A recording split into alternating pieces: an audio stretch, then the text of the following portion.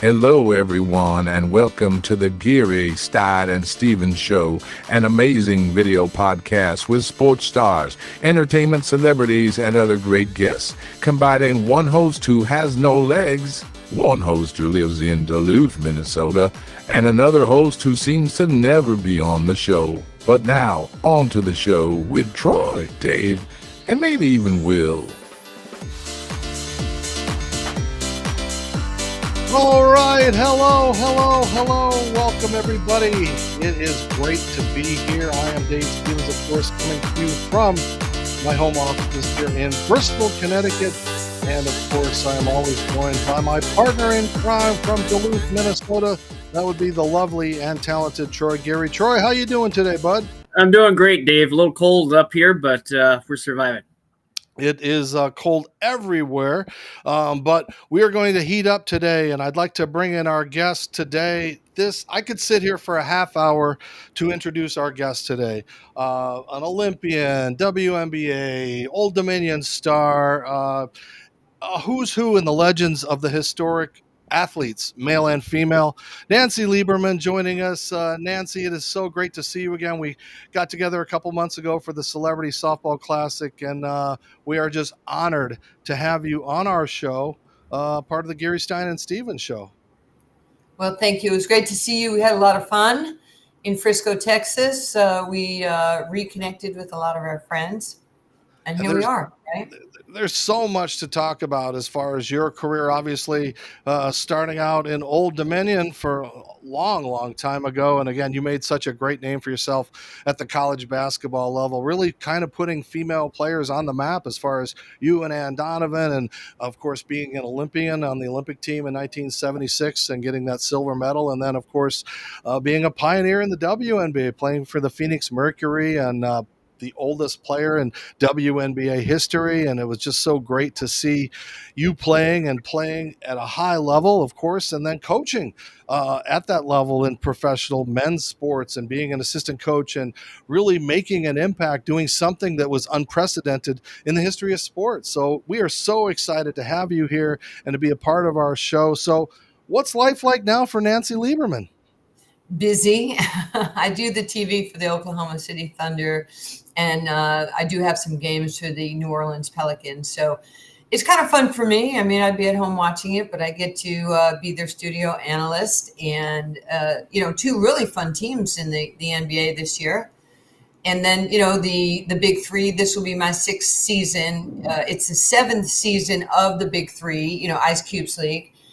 And I just love working with him, for him. He's iconic. He's super cool. And he's one of the nicest people I've ever been around. Matter of fact, I was just with him yesterday at the Basketball Hall of Fame. There is now, for the first time, ladies and gentlemen, there's the Ice Cube Impact Award, which will be given to somebody. You don't have to be rich. You don't have to be famous. Somebody who just cares about people. We will find you. People, send us who you think could be deserving of the Ice Cube Award. He now has an exhibit in the Basketball Hall of Fame, and this trophy is unbelievable. I saw it yesterday for the first time. It's an ice cube. It is so impeccable, the sculpting of it, and in it, suspended, is a basketball, like a gold basketball. And somebody's going to have that in their house one day. But for Ice Cube to be in the hall, with something as significant as that, kudos to him. Hey, and kudos to you. I mean, you have awards named after you. You are so humble as far as what you've given back to the sport. And that sport started, I mean, let's take you back to those Old Dominion. Like, what are some of your memories of what college women's basketball was like in those days? Well, it was so important for me because, Old Dominion gave us the ability to play in front of sold out arenas every night. We won back-to-back championships. I had some of the greatest players in the history of women's basketball who I got a chance to play with. And, to win the championships and be player of the year and to maybe change the course of women's basketball. I recall that the first two championships we played, it was the first time the championship game was live on NBC. It was always tape delay before that. So You know, when Pat Summitt hugs you and whispers in your ear when we beat her in 1980 for the championship, she goes, "What does it feel like?" I mean, Pat Summitt was asking me, "What does it feel like?" And she was my, believe it or not, she was my Olympic teammate and Pan American Games teammate. We won the gold in the Pan Ams and the silver in Montreal. So, I mean, this woman was not only my friend, my teammate. I played for her, and I played against her. I'm glad we beat her. By the way, that's a sweet picture of me, huh? Yeah. Well, I hey, haven't had a blow dryer yet. tell us quickly that there's a great story in '76. That Pat, you have a great story with Pat. Please share it to our audience. It really, you were kind of on the fence as far as everything, and bam, it really turned you around. Well, I'm wondering, is that when I was 76 when she was my teammate? Yeah. We were so different. Like, I was, a poor little Jewish kid coming out from New York. And, I was only 17 years old. All my teammates were older, out of college by, pretty much that time. And, it was lonely. I felt like I didn't really have anybody to relate to or to talk to. And so Pat would always come and talk to me, just make sure I was doing okay. And, we were going to the Broadmoor. They're having a little luncheon, this beautiful country club in Colorado Springs. And I didn't have clothes. I mean, I had sneakers, probably with holes in the bottom. I had corduroy pants and a t-shirt. I didn't have anything. And I refused to go because I sat in my room and they come in. They're like, "Nancy, you got to go." I'm like, "I ain't going." And they're like, "You have to go." I said, "I don't have any clothes." And finally, they had one of the team managers, Mildred Barnes, take me to a store, get me a jacket, a shirt, some shoes. And then I sat at the table. I was so embarrassed. And there was a plate in a plate in a plate with 2 forks and knives. And I was mortified. I had always eaten on plastic plates and, plastic utensils. And whoever the man sitting next to me was, I wish I knew who he was so I could say thank you. Because he was like, "Isn't this stupid? I mean, who has a plate and a plate in a plate?" And he recognized that this was a, seminal moment for me. And I was, really embarrassed that I had not really been cultured. And, she was just really, Pat was great with me. When I wanted to come play at Tennessee, she goes, "You can't, if you transfer here, after my freshman year," she says, "everybody will think that I recruited you to come here." I said, "You're my teammate." And she says, "Nancy, stay at Old Dominion. If you quit every time there's a bump in the road, that's what you'll do the rest of your life. And you got to tough it out." And she said, "This will hurt me more than it hurts you because you'll probably end up beating us." And she was, pathetic with what she said because we did actually end up winning back-to-back championships. For our viewers that don't know the story, tell us your first visit to Rucker Park. I told my mom I was going to go play at the park. She thought this is like the most incredible place for me because I played. And I took the A train by myself from Far Rockaway, changed Manhattan, and went to 155th Street and walked in the park. And I had T-shirts in my jacket, so I looked bigger and kind of more menacing. And I was glaring at people. And I got to the park, and these, guys, the brothers were like, "Yo, little girl, you know where you are? Are you lost?" And I said, "No, are you?" And they looked at me, and I'm like, "I know this is Rucker Park, and I need to get good." And the guy goes, "This is like where great people play." And I said, "But it's Rucker Park, right?" And he goes, "Yeah." I said, "Is your name Rucker?" And he goes, "No." I said, "Good. It's not your park.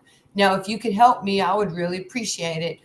And it cut through all, the nonsense of life. And they took me under their wing. And the guys rode the train back to Far Rockaway with me that night.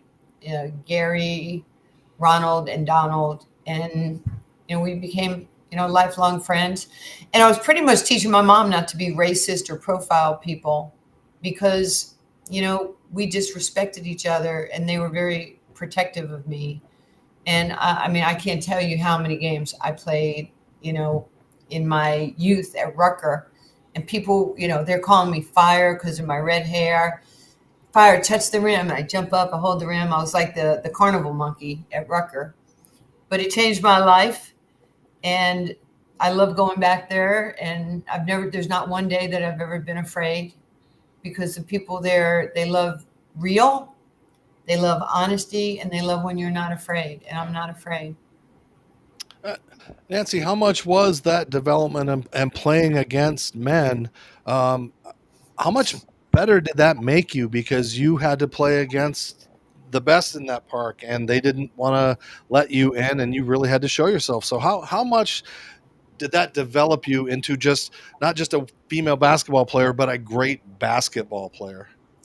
Well, I became a critical thinker playing at Rucker Park. I had to figure out, how am I going to get into that first game? Because, you know, everybody shoots foul shots, and the first 5 are in, then the second 5 are in.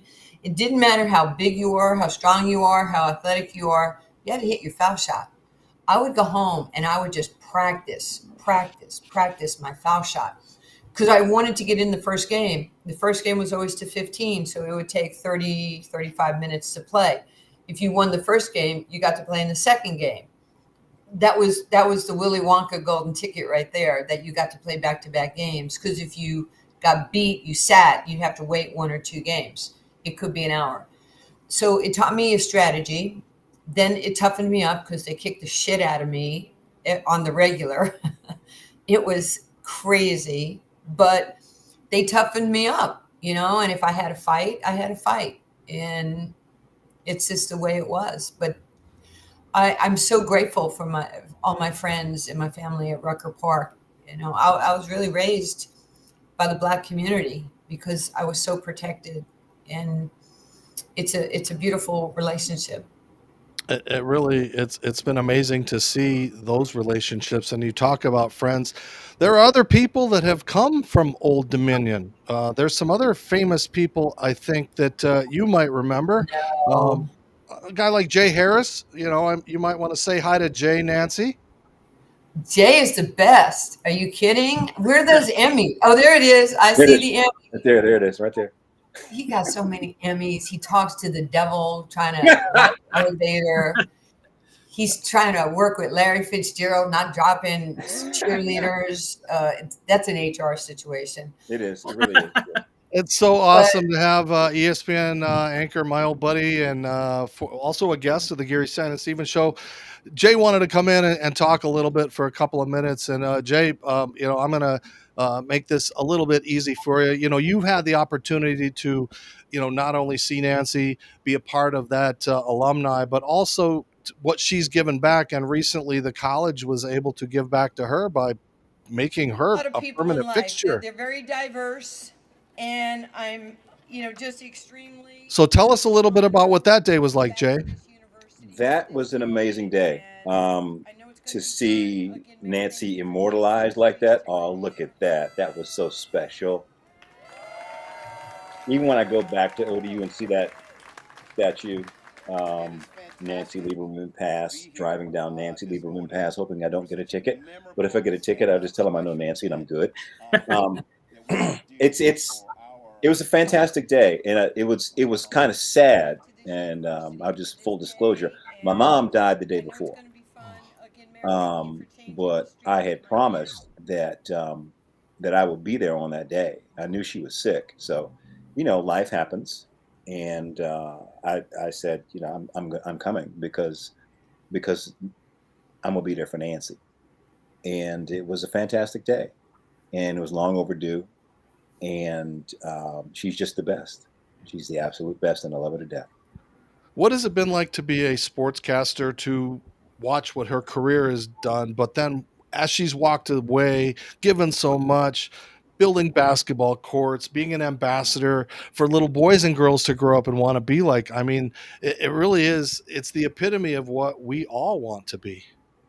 Well, when you find yourself in a position to where you can give back, that's what you're supposed to do, because all of us have had someone, some organization, some entity pour into us, at some point or another. So we're supposed to take everything that's been given to us and give it to other people. We're not supposed to keep it. And Nancy's known that for a very long time. So, I mean, she gives from her heart because it was given to her first. And we're all the better for it. And I appreciate her. I enjoy watching her. She is tireless. I don't know how she does, what she does, when she does it, but she is always on the go. And I just marvel at her. And love it. Like I said before, I love it to death. Nancy, what are your memories of Jay? Well, the first thing I want to say about my brother Jay is I love him very much. He is one of the most incredible human beings I've ever been around in my life. He's a great husband, a dad to his kiddos, and we are family. We'll forever be family together. We just finished doing a racial and social justice lecture series together here in Texas. To have Jay on a stage with myself and to be able to share his experiences and enlighten young people, it makes me happy. And he's the voice of Nancy Lieberman Charities, our Dream Ball Gala. He usually we'll try to play golf the day after, and then You want to call it golf? we have to have the whole place just like refurbish the grass. The divots are tremendous. It takes our whole budget to decide where he hit the ball. I didn't want to get into that, Jay. I understand. But no, on a serious note, we have this forever, never broken bond. We can talk about anything. We could agree, disagree, align. And it's very few times in life you have a kinship with somebody and it's all rooted in love and caring. And I haven't even said anything about the Emmys or, I watch SportsCenter. Every time I watch him, it's like the first time because I'm so proud of him. Just to see how he is with people. He's just an amazing human being, and he's my human being. And that's all you need to know is he means the world to me. Well, he does to me. Jay, thanks for popping in. You got a quick story that you can throw before we go to break? Probably nothing that I could tell you. That's for beers at another time. All right. Jay Harris surprising us. Nancy Lieberman here. Don't go away. We're going to pay a few bills. We'll be right back. You're watching Geary, Stein, and Stevens. Love you, Nancy. Love you, Jay.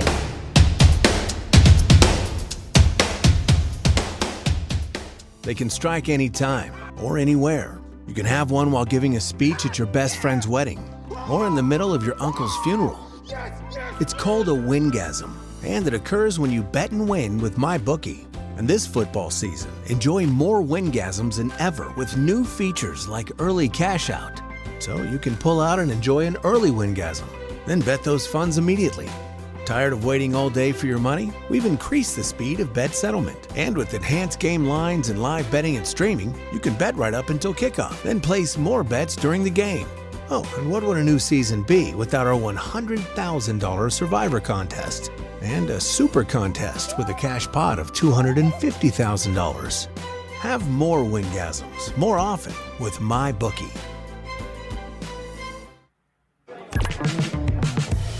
Whoa. She's totally checking me out. She's probably looking at my arms. Or maybe just the shirt. I mean, the shirt is my secret weapon. It shows off my arms and doesn't cling to my stomach. Who could blame her? Hey, I like your shirts. You want to get out of here? Unleash your confidence And then, with fresh clean I threads. knew we did the show, the high school.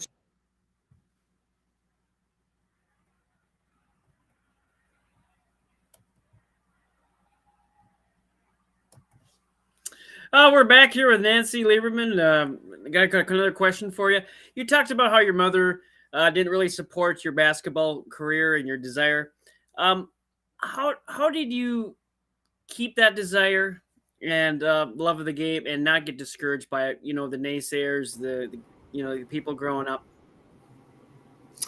Everybody has their story. I wish my story was like, Bird or Taurasi or Sabrina Ionescu or Tamika Catchings, where, I could play 15, 16, 17 years in the WNBA and everybody was cheering me on and supporting me.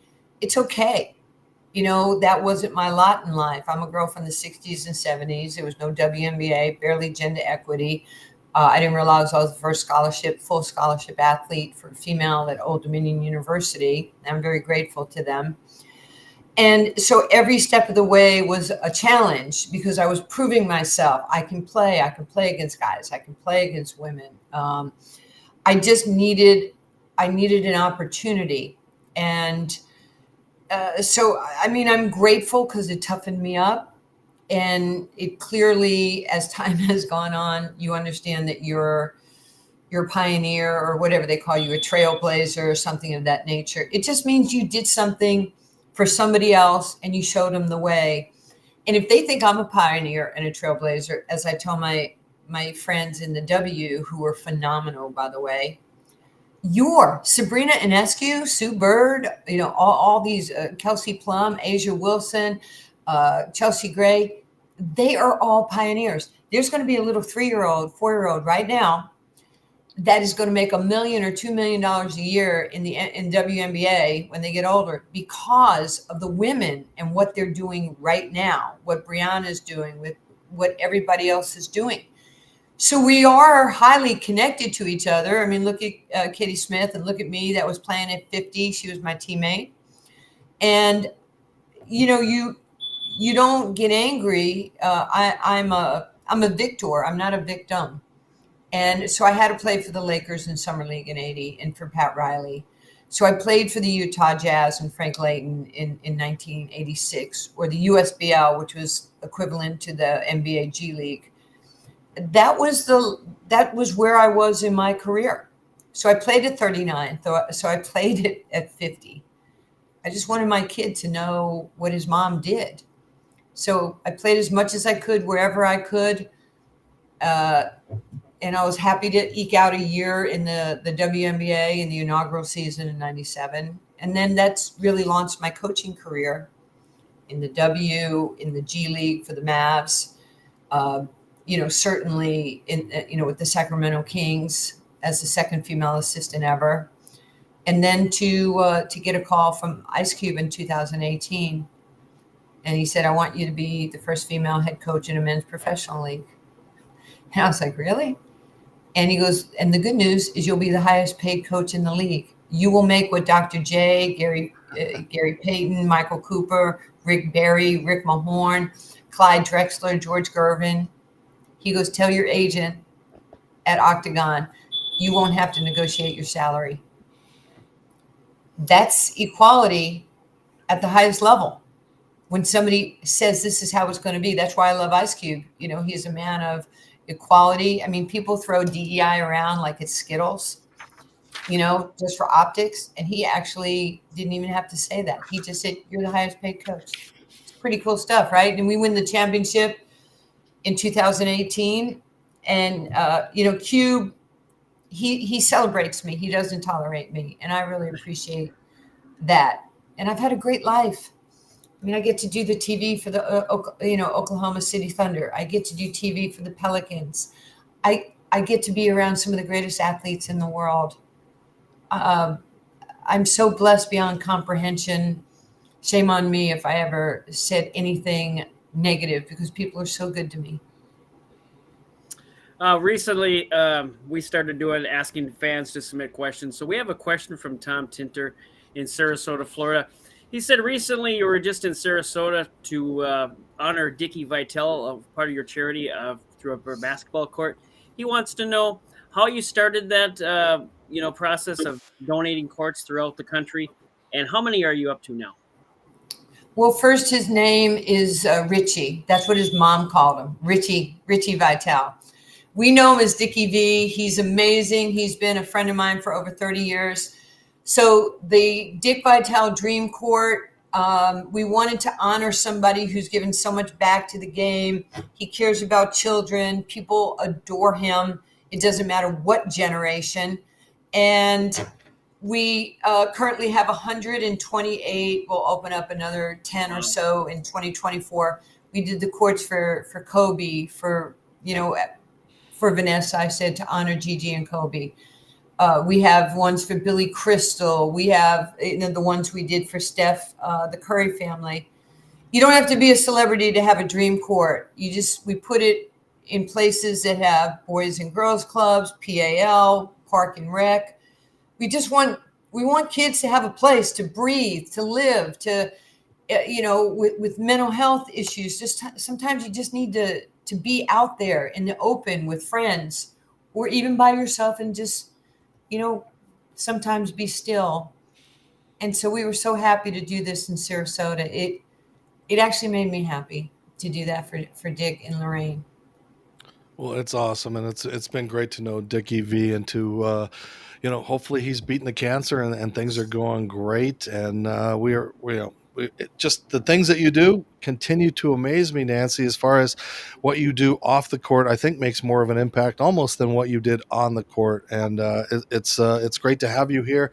Troy's got to head out because he's got to get some real basketball going. He's officiating tonight. So we're going to take one more break. When we come back, Nancy and I will finish up this. Troy, say goodbye, and you get out of there and don't crash on your way to the basketball game. Yeah, be safe. Thanks, Nancy, for coming on. It really was an honor. Thank you very much. No, thank you so much. All right. We will keep this show going, pay a couple of more bills. Stay with us. Don't go away. This is Dave Stevens, and now my co-host, Nancy Lieberman, on the Geary, Stein and Stevens Show.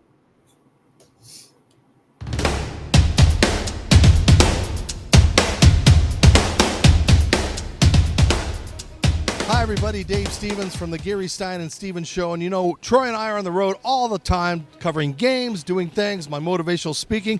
But I have connected with LifeWave, which has really changed my life. And it's an amazing patch that not only helps me to live my life, it keeps me very active. Tammy Wellman is joining me. And now, Tammy, you put these patches on me. It is a stem cell regeneration plan. But tell us a little bit more how it works. Yeah, so these patches are amazing. They're wearable wellness. They're non-transdermal patches. Nothing goes in your body.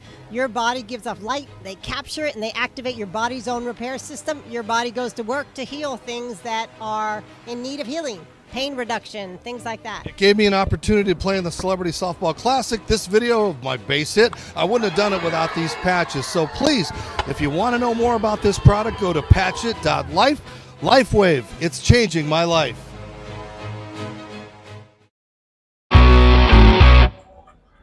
Hi, everybody. Dave Stevens here for the Geary, Stein and Stevens Show from Tropicana Field, home of the Tampa Rays. And you know what? Not everybody can be a Major League Baseball player, but you can look like $1 million. What's the best way to do that? Well, go to freshcleanthreads.com. Don't believe me? That's right. You can look professional, feel good, and not spend a lot of money by wearing Fresh Clean Threads. They have amazing shirts. They've got Henleys and polos, long sleeves, and even bomber jackets. And if you like them, you can save some money by typing in the show code GSS Show from the Geary, Stein and Stevens Show to save 20% off. So if you can't be a major leaguer and you want to dress like one, well, go to freshcleanthreads.com. That's freshcleanthreads.com. Tell them Dave sent you. Use that code GSS Show.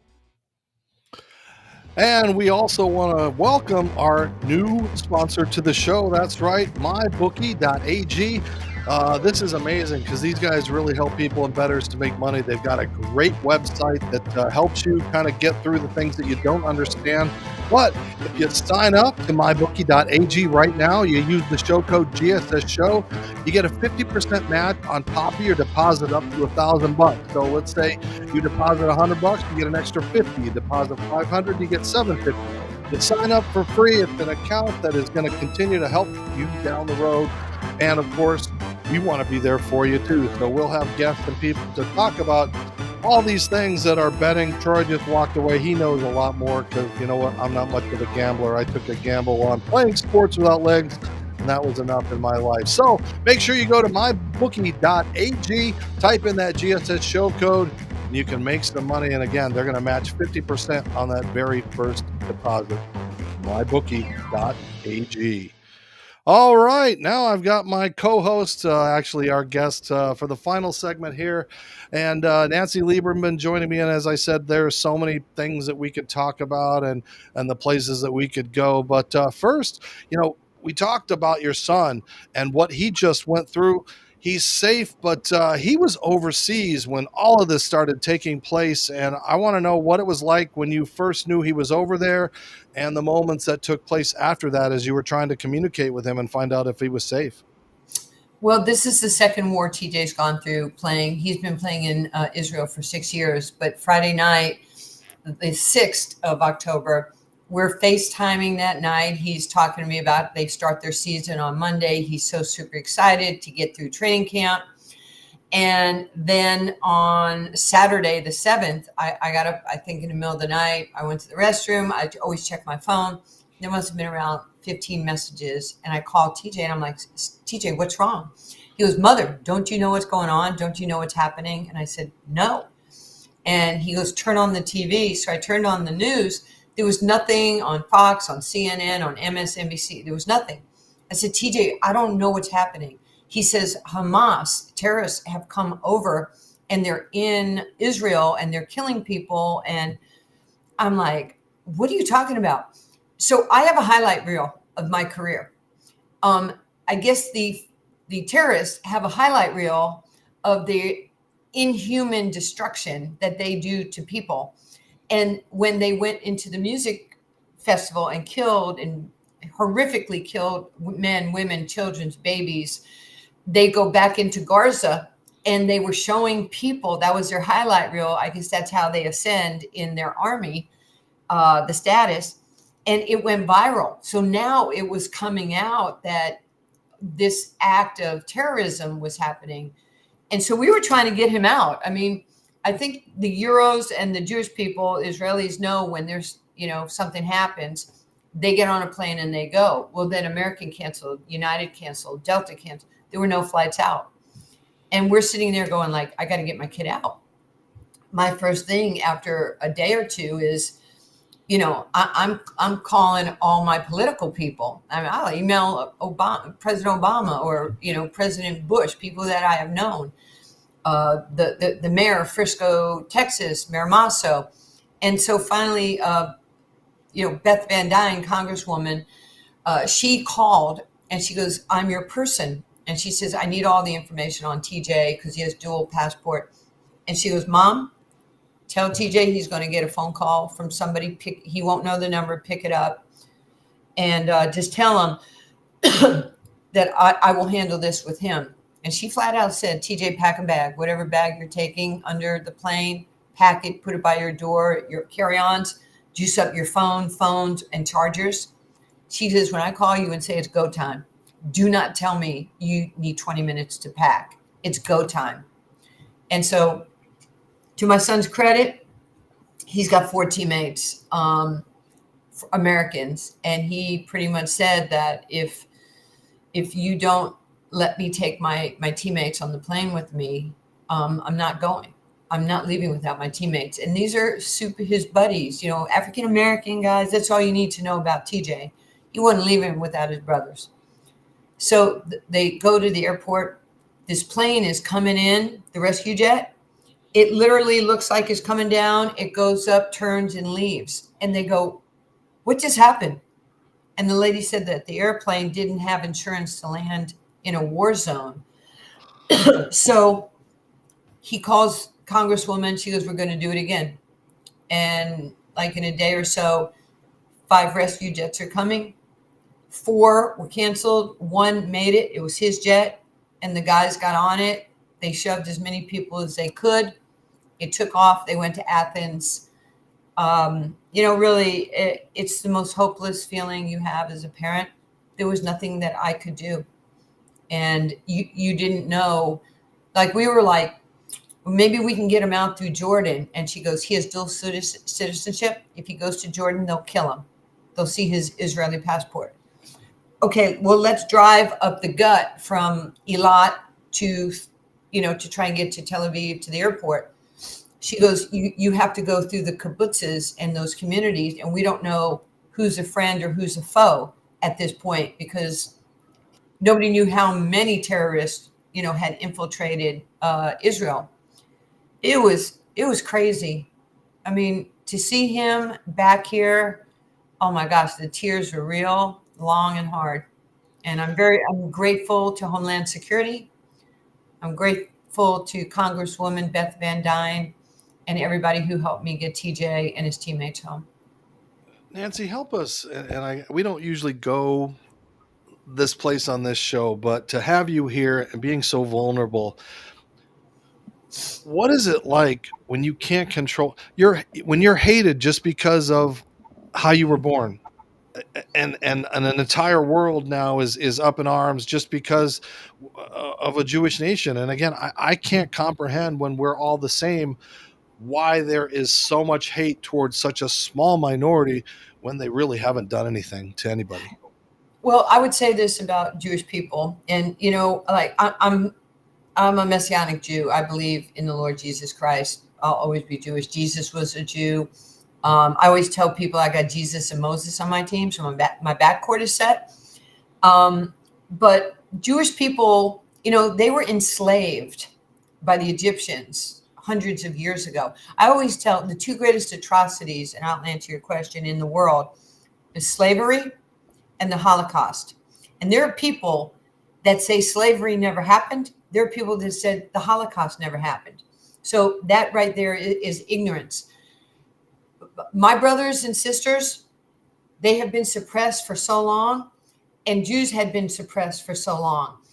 We should be in lockstep with one another every step of the way, because that's how they were treated for centuries. And the Jewish people, they just want to live. They don't have the Iron Dome to shoot at you. They have the Iron Dome to protect themselves, because they're in a region, Israel is like a diamond. And, you have Syria, you have Jordan, you have Lebanon, and then you have, Gaza.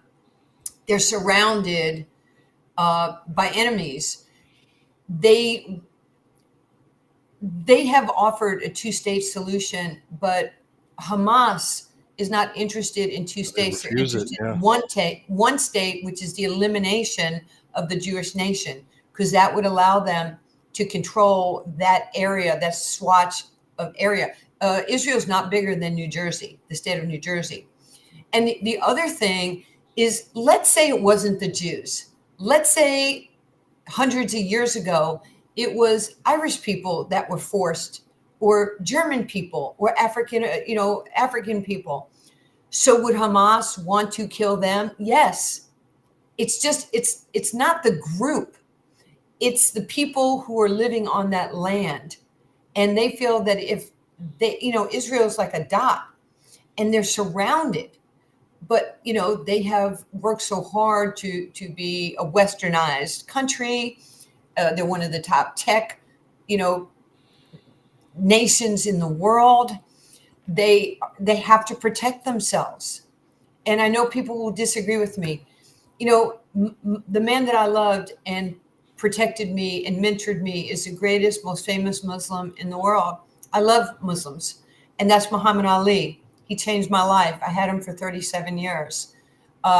He was all about love and kindness. And I really believe that most Muslims, that's who they are. And I've never met a bad Muslim. And we can be inseparable as people. But when terrorists, the indoctrination of children is horrible, because they grow up hating you. You haven't done anything. It's like, white supremacy. You grow up and you hate Black people. That's horrible. But that's all they know because of the indoctrination. And, for our young people, they don't even know what they're marching for, these kids on campus. It's like, what are you marching? I remember when George Floyd was murdered. And I said one day, what are you marching for? What's going on here? I don't know. My friends are here. These beautiful babies don't even know what they're doing. I mean, you're sitting here marching for terrorism. That's horrible. And I feel bad for the Muslim people, the Palestinians.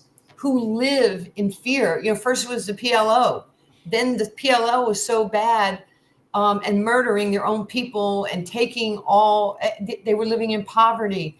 And then they thought in 1972 or 75, they would vote to bring Hamas in. Hamas is worse than the PLO.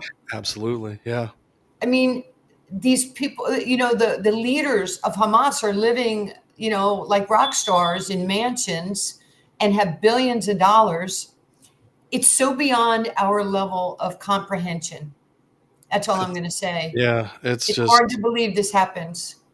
And it's sad. But I'm for love and kindness and absolutely. trying to Well, work then it out. let's catapult to something that was about love and kindness, because I've enjoyed the last few years watching how women's college basketball and professional basketball has evolved. And recently in Iowa, we had the opportunity to see one of the greatest events ever, an outdoor basketball game with one of the greatest college basketball players. What are your thoughts on her and what this moment was like for not just women's basketball, but basketball everywhere? Caitlin Clark's a phenomenon. She is generational. And I've had the privilege of getting to know her. And even last year at the Final Four, she had won my point guard. You won your award, yeah. And, it was during COVID, and we said, we were on a Zoom, and I was like, Caitlin, I don't know when we meet. I don't know how we meet, but when we do meet, it is going to be powerful. And she's walking off the court, and we just looked at each other, and she hugged me, and she just took my hand. She says, you're coming in the locker room during the Final Four last year. It was really a very important moment for me, because you want young people to care about you or to respect you. Her game is next level. She might be the greatest player since Diana Taurasi, especially on the offensive end. And just her economic impact to the game, the ratings, selling out every game. She could come back if she wants to Iowa. She's making so much money with NIL. God bless her for that. Any athlete who can make that type of money, you're bringing. It's a business. It's not just a sport. So I'm really happy for her. I'm happy for the Angel Reeses. I'm happy for some of the great players in women's college basketball. The ratings are soaring. The arenas are packed. I tip my cap to Bally's and Fox and, Fox FS1 and ESPN for ABC for putting these games, WNBA games on TV. And now that the casual fan gets to see how great female athletes are. And they're not just focusing on, like the body, that's what we see, optics. They're focusing on, the competitor, how they play, their determination. The game's in great hands. And speaking of great hands, you actually have been mentors as some big stars. You had a great training relationship with Martina Navratilova the day, helped get her back into shape to win some tennis matches in our advancing ages. Tell me a little bit of what Martina was like as an athlete, but also how you helped to motivate her. Well, Martina's very special. The fact that, she had come over here, she defected, she wanted to be a part of America. The one thing that I would just say to her when we first met is you have to have this desire. On your worst day, you have to be better than people on their best day, including Chris or any of the other, Andrea Yeager, Tracy Austin. So she was such a nice person. It was like, she was like the little sweet person, and I was like the little devil. Win, win, win. You got to focus. So that's how I was. And just, trying to give her a sense of history and what she could be in 15 years, not just where she was, at 24 years old. And she was amazing, and she was very grateful. And I'm very proud to not only have helped basketball, but have helped tennis. Billy and I laugh. I gave her the Cal Ripken Senior Award last March in Baltimore. And Billy and I have known each other through Martina since I was 22. And we had a chance to just sit there, reminisce, and just talk about where women in sports has gone. And it's, you never think growing up playing sports that you're going to have this type of impact. My job is to take what Ali wanted, his legacy, his love, his passion, his discipline to take what Billie Jean sacrificed for all of us. As long as I'm young, I'm healthy, I'm energetic, it's my job to carry out their dream. And then there's women behind us, and they're doing the same thing. We're all connected. Whether people like it or not, we're all connected. Like I said, there's WNBA players right now. You're going to make somebody in 20 years a multimillionaire just because of what you've done. And I applaud all the great women who are playing sports and making a difference. As we wrap up, and I've been so happy to got to know you, and we played softball together, and you touched on, I don't have legs, so I say I'm leaving my legacy as far as what I've done. What is your legacy? How do you want people to remember you? I know you're very humble, but you're an icon. You're a Michael Jordan. You're a Cheryl Swoops. You are all these things that have done so much more. So how does Nancy Lieberman want to be remembered? I think I'd like to be remembered as somebody who gave more than she took from the game. And I've been given a lot from this game, but it was kind of part of that never stop working, wanting, or dreaming. And the first part of my life I was learning, the middle part of my life I was earning, and now I'm returning. As Ali asked me, he says there's two people in life. There's givers and takers. I would like to be the giver. And I want to be able to help male athletes, my friends, and I want to help female athletes. And I just appreciate how people treat me. And you are just a beacon. It is so awesome to have seen you, get to know you, and know you are the same way, and you're still competitive. I see you throwing up half-court shots over your head all over the place. Tell us, as we leave, the foundation, and how can people donate and find out more about what you're doing? Thank you for doing that. If we're always looking to be on a super team with people, and if you have a heart for giving and a heart for children, go to nancyliebermancharities.org. Look at our programs, see what we do, education, sending young kids to college, building dream courts, their pop-up classrooms. We have, racial and social justice lecture series. We just do so much with kids to put them in a great place, to network them to their next, their next place of greatness. We want to be dream givers, not hope stealers. So that's what Nancy Lieberman Charity is about. We have about 5.5 million kids a year that we work with, and we're better for it because all these young kids inspire me. Well, thank you for being a part of our show. And I got to ask the question, you set the WNBA record at, was it 37? You set it at 50. Is there any chance in the next year or so we can get that mini Minoso thing where you could come out and play? Because you still got game. So I can play. I feel good. I have a new knee 3 years ago. I can run, jump, play tennis, golf. It doesn't matter. Basketball. My son would kill me. TJ would kill me if I came out of retirement again. And TJ plays for me in the big three. So, I'm going to focus my energy on Team Power and Catino and Royce White and Glenn Rice Jr. And we're going to try to win a championship again. All right. Well, best of luck, and I hope our paths cross again in the near future. Nancy Lieberman, thank you for joining us here on Geary, Stein and Stevens. Troy Geary out officiating. Will Stein, I don't know where Will ever is, but thanks for joining us again. For all the people that follow us, support us on YouTube, Facebook, Instagram, all those places. I'm Dave Stevens for the Geary, Stein and Stevens Show. Thank you. We'll see you next time.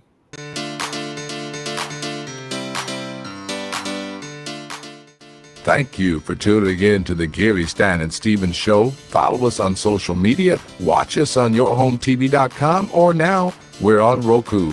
Download it and watch us. And thanks for tuning in. Until next time, America.